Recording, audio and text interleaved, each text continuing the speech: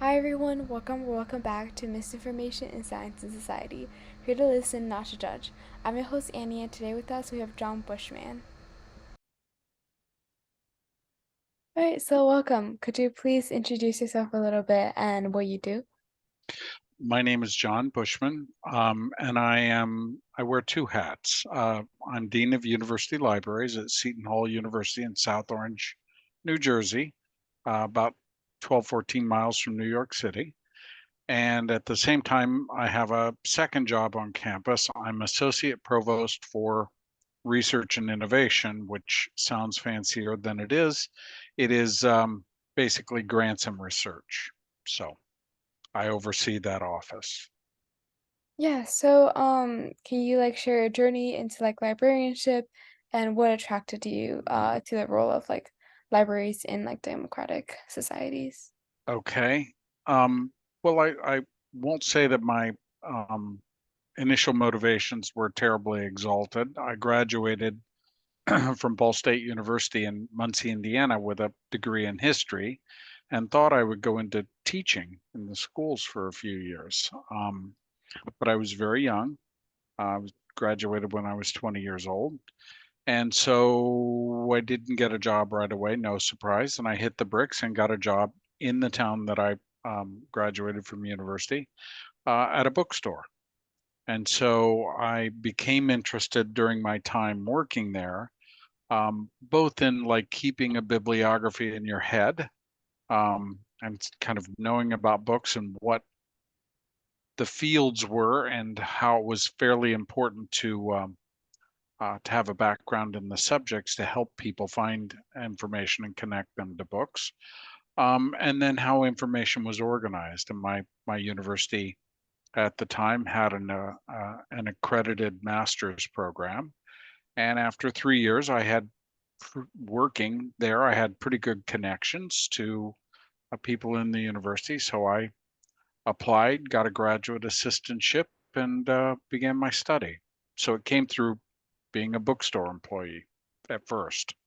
Um, give, and I wanted to work in higher education. That seemed to me to be the most direct way into higher education. Yeah.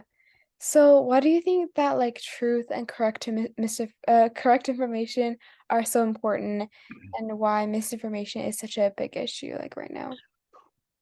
Well, um, I, it's two things. It's the intersection of politics and science, and politics, you know, writ large.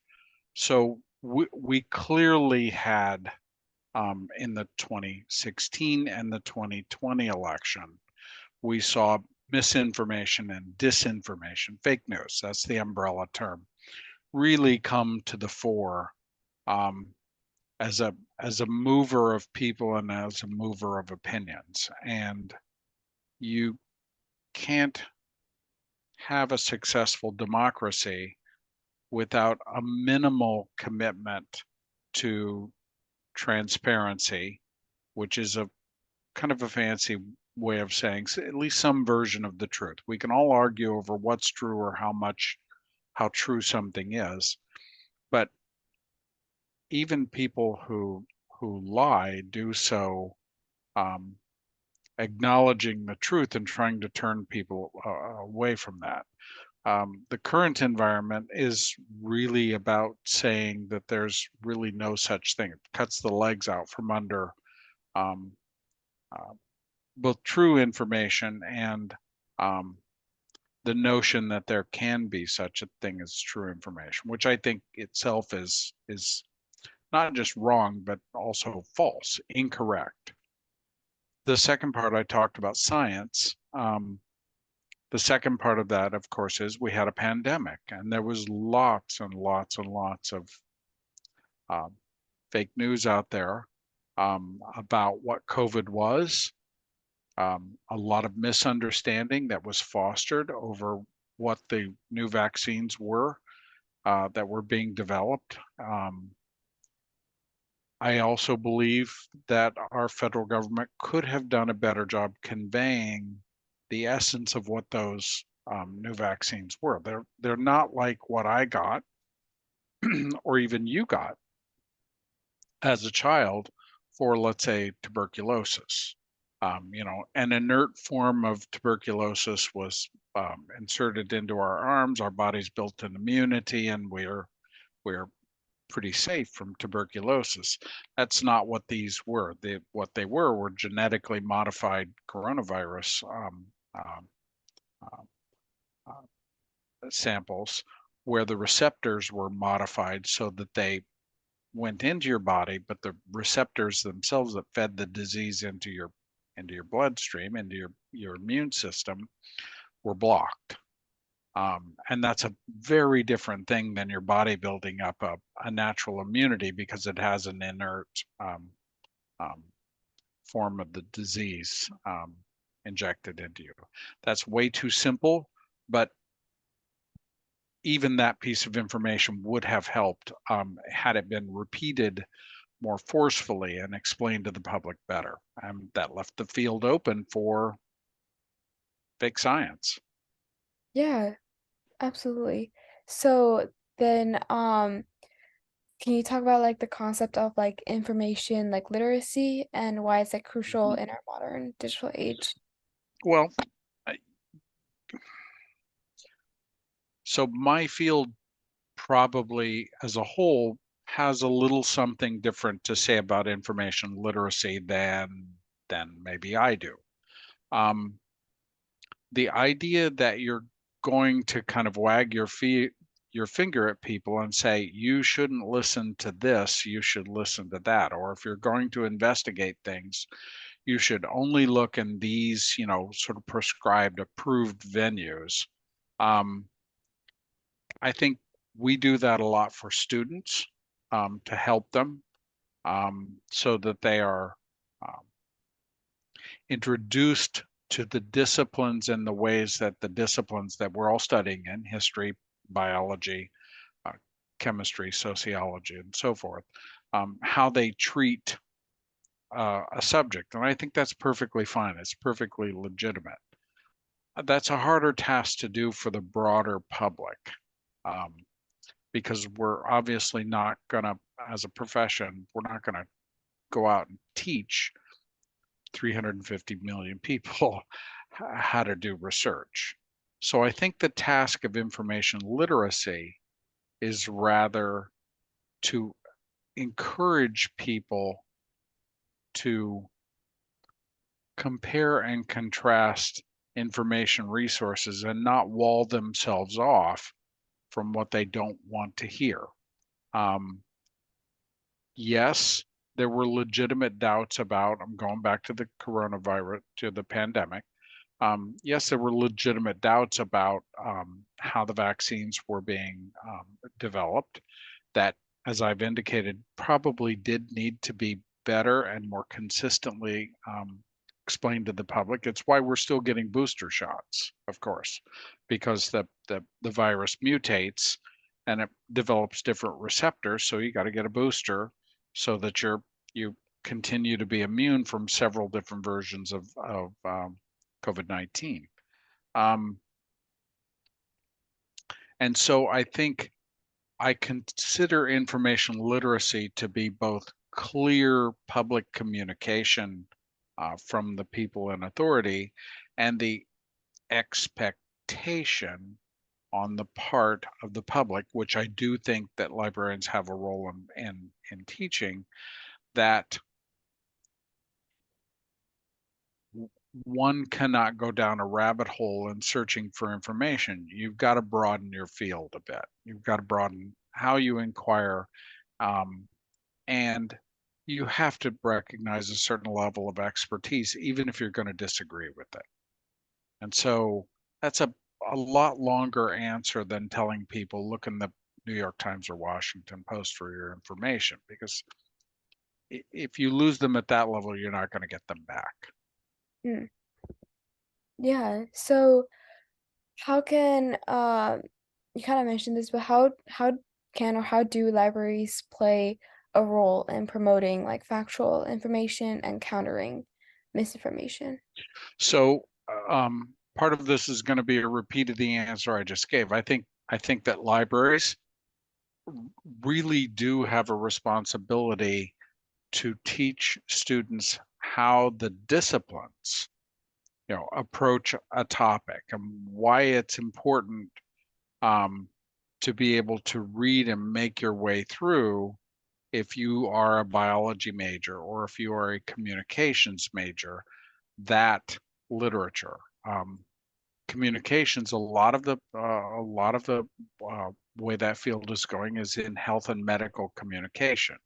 So it is helping hospitals and health agencies and health collectives sort of interface with their public in a rational and consistent way. So it's important that they then be able to have a grounding in what's being said. Otherwise, you're just doing what you're told, and you could be lying to the public, which isn't a good thing.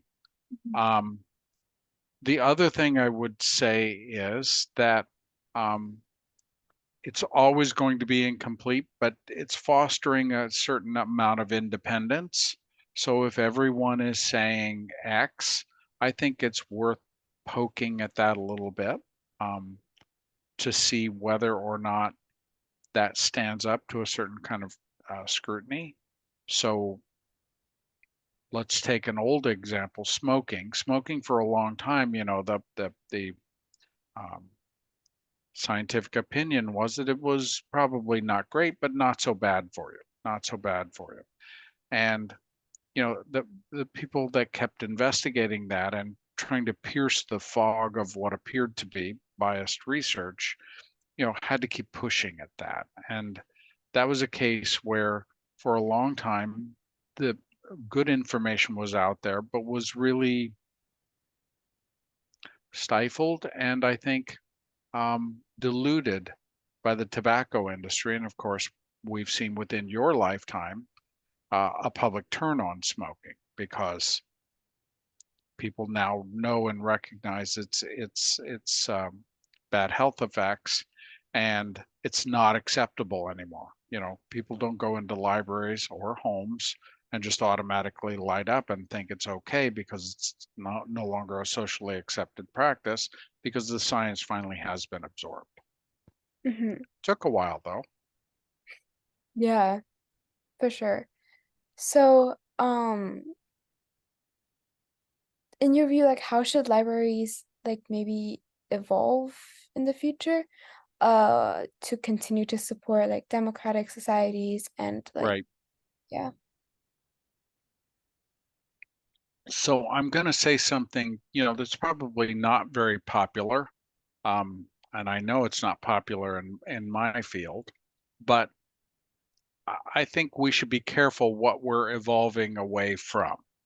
I think that um, democracies need common spaces, um, and common spaces used to be provided by, oh, the three television networks, shopping malls, downtowns, neighborhood associations,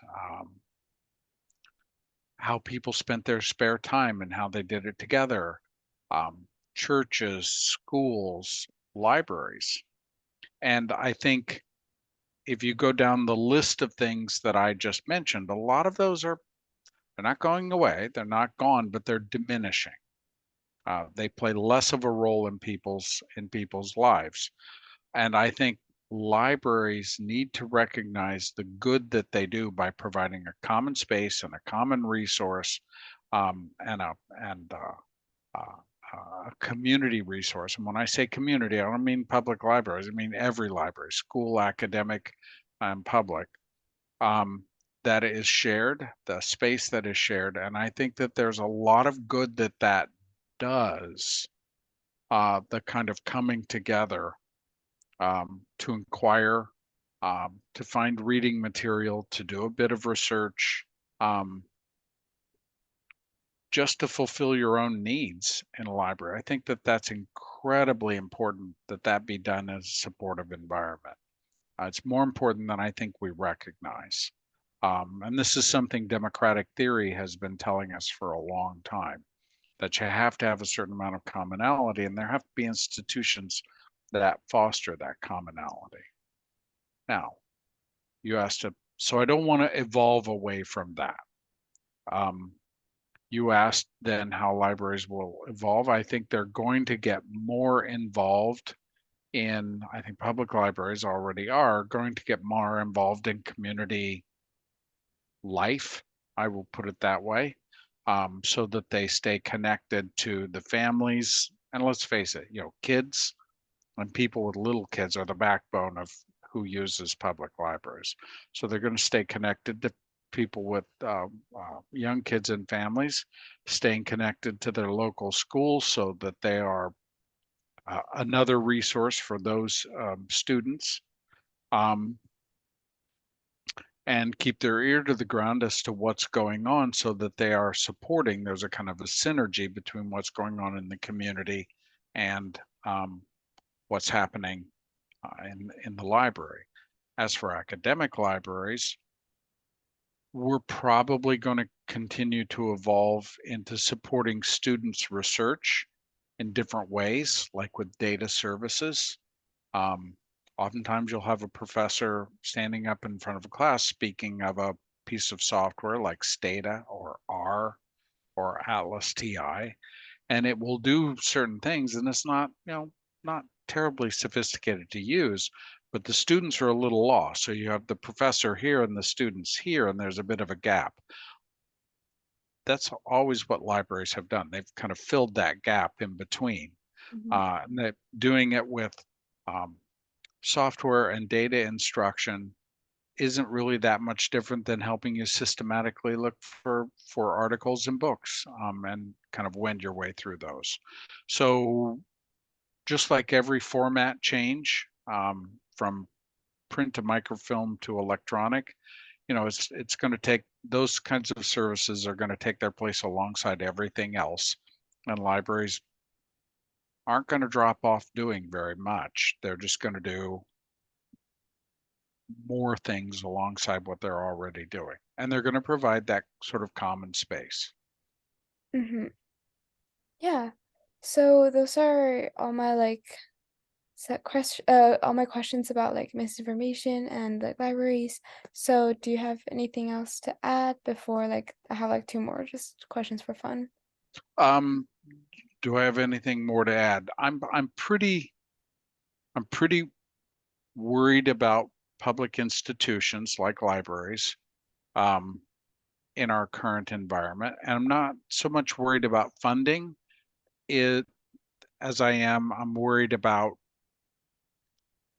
how people approach those institutions. If you walk through the doors of a library, any library, and you say, this is here for me, it's all about me, and, you know, it's got to serve my specific needs first and foremost before anything else, that kind of is against the spirit of a shared set of resources.